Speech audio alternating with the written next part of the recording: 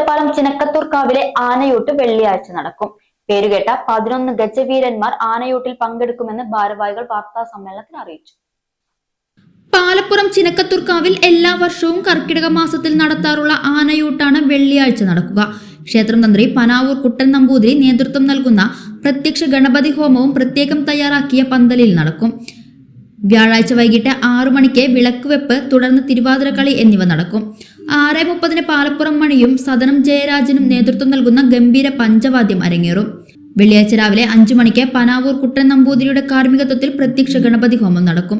തുടർന്ന് 8 മണിക്ക് മീറ്റ്ന രാമകൃഷ്ണന്റെ നേതൃത്വത്തിൽ ഗംഭീര പാണ്ടിമേളം അരങ്ങേറും. 10 മണിക്ക് 11 ഗജവീരന്മാർ അണിനിരക്കുന്ന ആനയൂട്ട് നടക്കുമെന്ന് കമ്മിറ്റി ഭാരവാഹികൾ അറിയിച്ചു.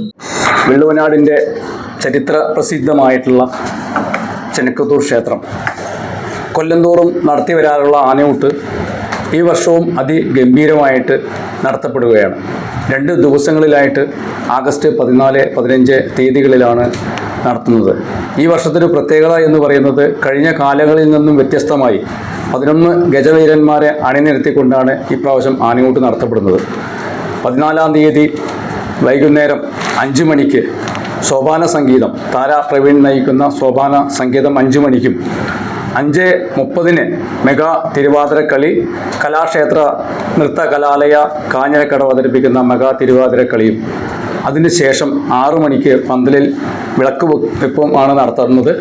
6:30 പാലപ്പുറം മണി നേതൃത്വം കൊടുക്കുന്ന പഞ്ചവാദ്യം, അതാണ് 14-ാം തീയതി നടക്കുന്നത്. 15-ാം തീയതി രാവിലെ 5 മണിക്ക് പനാവൂർ പരമേശ്വരൻ നമ്പൂതിരിയുടെ നേതൃത്വത്തിൽ നടക്കുന്ന ആനയെ നടയിരുത്തിക്കൊണ്ട് പ്രത്യക്ഷ മഹാഗണപതി ഹോമം, അതിനുശേഷം 8 മണിക്ക് മീറ്റ്ന രാമകൃഷ്ണൻ നേതൃത്വം നൽകുന്ന പാണ്ടിമേളം, 10 മണിക്ക് ആനയൂട്ടും നടക്കുന്നു. ഇതാണ് ഈ വർഷത്തെ ആനയൂട്ടിനോടനുബന്ധിച്ചിട്ടുള്ള പരിപാടികൾ സംഘടിപ്പിച്ചിട്ടുള്ളത്. ഒറ്റപ്പാലത്ത് നടന്ന വാർത്താ സമ്മേളനത്തിൽ committee president AR Rajesh, secretary K Haridas, ഖജാൻജി M Subhash, vice president CK Ashok Kumar തുടങ്ങിയവർ പങ്കെടുത്തു.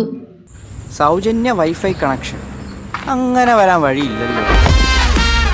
ഫ്രീ മോഡം ഇൻസ്റ്റലേഷൻ ചുമ്മാ. സത്യാടോ, എന്റെ വീട്ടിൽ ഈ കണക്ഷനാ. തന്നെയും വിശ്വാസമില്ല. അല്ല, കേരള വിഷൻ.